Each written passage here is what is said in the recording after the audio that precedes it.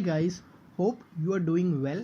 My name is Kartike. I am a cost accountant by profession. So आज हम सब जानेंगे EMI holidays that is moratorium और corona virus के अंदर क्या EMI हॉलीडेज आपको सरकार प्रोवाइड कर रही है उसके बारे में बहुत ही सरल और साधारण शब्दों में. So let's start. सबसे पहले हम जानते हैं कि what is EMI. EMI stands for equated monthly installments. एक एग्जाम्पल के थ्रू समझते हैं. जैसे आप स्क्रीन पे देख पा रहे हैं, जो लोन है हमने लिया वो 5 लाख का लिया. उसके बाद ये हमने 5 साल के लिए लिया, दैट इज़ फॉर 60 मंथ्स. और इसके अंदर जो हमें टोटल इंटरेस्ट पे करना पड़ेगा वो है 1 लाख रुपीज़. हम इसमें अब हमारी EMI I 10,000.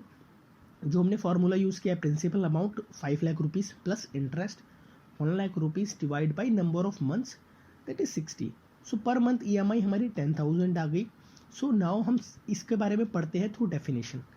It is a fixed payment, जैसे कि एग्जांपल में 10,000 जो बोरोवर लेंडर को देता है एक स्पेसिफाइड डेट को, ये स्पेसिफाइड डेट तक. सो आप 5 तारीख तक आपको पेमेंट करनी पड़ेगी, आप उससे पहले भी कर सकते हो. एंड इसके अंदर दोनों चीज़ें कवर होती हैं, इंटरेस्ट भी और प्रिंसिपल भी, और ये तब तक देना पड़ता है जब तक आपका पूरा लोन पे नहीं होता. अब मैं आपको एक ट्रिक बताने जा रहा हूँ जिसके द्वारा आप एक्सेल का यूज़ करके with in a minute you can calculate EMI. आप जैसे स्क्रीन पे देख सकते हैं एक्सेल का एक्सट्रैक्ट है और हमने लोन अमाउंट लिखा है एजुकेशन लोन में 5 लाख रुपए, इंटरेस्ट 12% है और ईयर 5 साल है. उसके बाद मैंने एक फार्मूला यूज़ किया है, जैसे आप देख सकते हो डी कॉलम में, इक्वल टू PMT. देन जो हमारा इंटरेस्ट था B4 उसको डिवाइड किया है 12 से ताकि वो मंथली बन जाए. एंड उसके बाद जो हमारा B5 है यानी कि टाइम पीरियड 5 साल, उसको 12 से मल्टीप्लाई किया ताकि वो मंथ आ जाए. एंड देन मैंने इसमें इंसर्ट किया है प्रिंसिपल अमाउंट यानी कि 5 लाख, और उसके बाद हमने एंटर कर दिया है और हमारे पास EMI आई है 11,122. सेम हम होम लोन्स में भी निकाल सकते हैं. हमारी ये नेगेटिव इसलिए दिख रही है बिकॉज ये हमें पे करना पड़ेगा. और इसके बाद हम और फॉर्मूला यूज़ करके और चीज़ें निकाल सकते हैं, जैसे कि टोटल अमाउंट पे, टोटल इंटरेस्ट, टोटल प्रिंसिपल. अब हम जानते हैं कि EMI हॉलीडे क्या होता है या मोरेटोरियम क्या होता है. ये एक ऐसी ड्यूरेशन है जिसके अंदर बोरोवर को रिक्वायर्ड नहीं होती EMI पे करनी लेंडर को. ये जनरली प्रोवाइड किया जाता है ताकि वो बोरोवर को असिस्ट कर पाए. अब आपके दिमाग में एक सवाल उठेगा कि सर ऐसा करते क्यों, ऐसा कब किया जाता है. सो EMI हॉलीडेज नॉर्मली दिया जाता है एजुकेशन लोन के लिए, ताकि हम अपने देश के भविष्य को पढ़ने में कोई प्रॉब्लम ना हो, फाइनेंशियल रीजंस की वजह से उसको असिस्ट कर पाएँ. होम लोन्स, ताकि हम हर भारतीय का घर लेने का सपना पूरा कर पाएँ, उसको सरकार सपोर्ट करना चाहती है इसके थ्रू. प्रोजेक्ट फाइनेंसिंग, ताकि हमारे देश में जो स्टार्टअप्स हैं या जो बिज़नेस स्टार्ट करना चाह रहा है वो प्रॉपर कर पाए, उसको कोई फाइनेंशियल दिक्कत की वजह से वो अपने सपने को ना रोके. लास्ट, डिस्ट्रेस मैनेजमेंट, जैसे कि हमने कोरोना वायरस के केस में देखा, ताकि सरकार ने उस ड्यूरेशन के अंदर लोगों को असिस्ट किया. अब सबसे पहले हम देखते हैं कि EMI हॉलीडे एजुकेशन लोन में किस तरह से सपोर्ट करते हैं. एजुकेशन लोन इसलिए दिए जाते हैं ताकि एक किसी भी इंसान को उसकी एजुकेशन में हम सपोर्ट कर पाएँ. अब हम जानते हैं कि हमें एजुकेशन लोन में कब हमें EMI पे करनी पड़ेगी. So the formula says after 1 year of course completion और 6 months after getting the job which ever is earlier. एक एग्जाम्पल के थ्रू समझते हैं कि जो इंसान ने काम किया, मतलब इस इंसान ने जो जिस पीरियड में उसने अपना कोर्स किया वो था 3 साल. 3 साल के बाद उसकी जॉब लग गई सडनली. उसकी मतलब जैसी जॉब लगी तो जो time will be 3 years plus 6 months after getting the job, because immediately लगी है तो 3 years प्लस 6 months. अगर उसकी जॉब नहीं लगती during that time, so the formula will be 3 years plus 1 year, that is 4 years. इसको देने का सिर्फ इतना रीज़न है ताकि जब इंसान पढ़ाई कर रहा है तो उसको कोई फाइनेंशियल दिक्कत ना हो और वो अपनी स्टडी आराम से कंप्लीट करे, देन जॉब ले और देन वो चुका पाए अपने लोन्स को. अब इसके अंदर सरकार आपको 2 ऑप्शन प्रोवाइड करती है. पहला ऑप्शन जो हमारा EMI हॉलीडे में प्रोवाइड किया जाता है वो है कि आप जब आपको EMI हॉलीडे पीरियड होता है उसके अंदर खाली इंटरेस्ट पे करें और प्रिंसिपल पेमेंट ना करें. सेकेंड ऑप्शन, ना आप इंटरेस्ट पे करें ना आप प्रिंसिपल पे करें. इस केस में जो हमारा इंटरेस्ट है वो कैपिटलाइज हो जाता है और प्रिंसिपल में ऐड हो जाता है. आप अब सोचेंगे कि सर आई विल चूज़ कि ना मैं इंटरेस्ट पे करूँ ना मैं EMI पे करूँ. तो सर इसके पीछे भी कुछ कैलकुलेशंस हैं जिसके बाद ही हम सही डिसीजन ले सकते हैं. सो इन अपकमिंग स्लाइड्स हम डिस्कस करते हैं.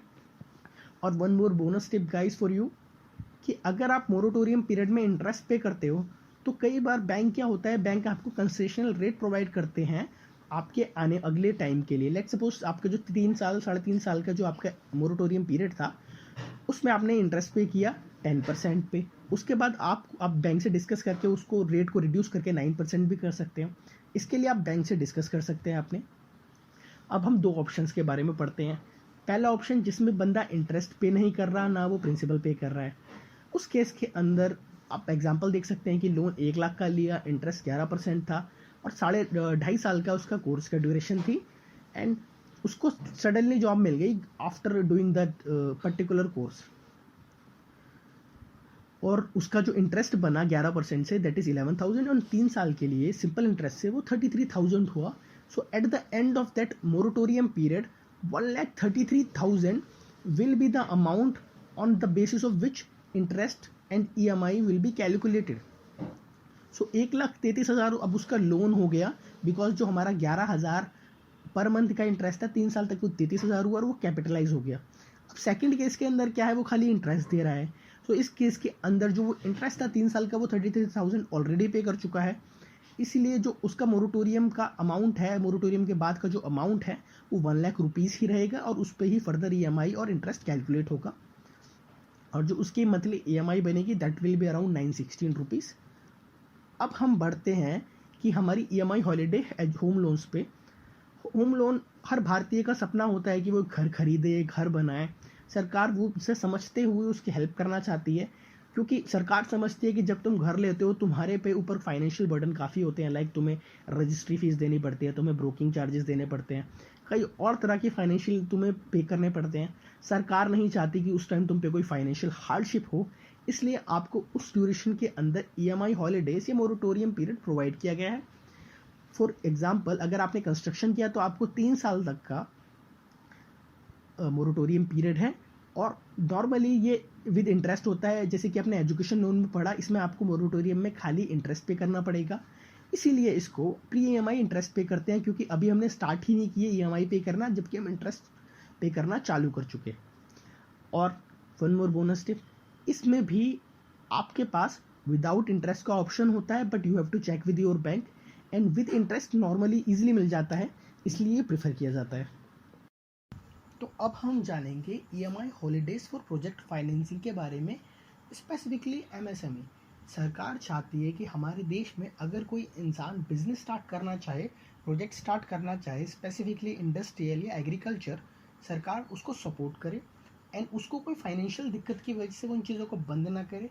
इसी वजह से फाइनेंशियली सरकार सपोर्ट करने के लिए प्रोजेक्ट फाइनेंसिंग में EMI हॉलीडे या मोरेटोरियम आपको प्रोवाइड करती है. ये जर्नली 3 से 5 साल का प्रोवाइड किया जाता है. ये बोथ होता है विद इंटरेस्ट भी, लाइक हमने एजुकेशन लोन में पढ़ा है, एंड विदाउट इंटरेस्ट भी. एंड इसकी कैलकुलेशन भी लाइक एजुकेशन लोन में जो हमारा होता है विद इंटरेस्ट और विदाउट इंटरेस्ट उसकी तरीके से ही होती है. एंड फर्दर हम पढ़ेंगे मोरेटोरियम पीरियड फॉर कोविड-19, ये मार्च से मई तक है, और उसके बाद फर्दर एक्सटेंड इसका जून से अगस्त उसकी डिस्कशन चल रही है. सबसे पहले हम देखते हैं कि सरकार ने सोचा कि जब कोरोना वायरस आया तो हमारे देश में मैक्सिमम लोगों के पास जो वो काम नहीं कर पा रहे थे, because they were not going on their jobs. So उनकी अर्निंग नहीं हो रही थी, ताकि किसी के पास कोई फाइनेंशियल हार्डशिप ना हो. इसलिए जो 3 महीने की EMI है सरकार ने उसको एक्सटेंड कर दिया, ताकि ये रिक्वायर्ड ना रहे कि उसको 3 महीने EMI पे ही करनी है. वो उसको चाहे तो वो उसको डेफर भी कर सकता है और बाद में भी पे कर सकता है. और ये जितना इंटरेस्ट है 3 महीने में आपने पे नहीं किया, ये लाइक हमने जैसे एजुकेशन लोन में पढ़ा था, ये उसमें अक्यूमुलेट होके प्रिंसिपल में ऐड हो जाएगा, जिसके ऊपर फ्यूचर EMIs और future total interest amount calculate होगा.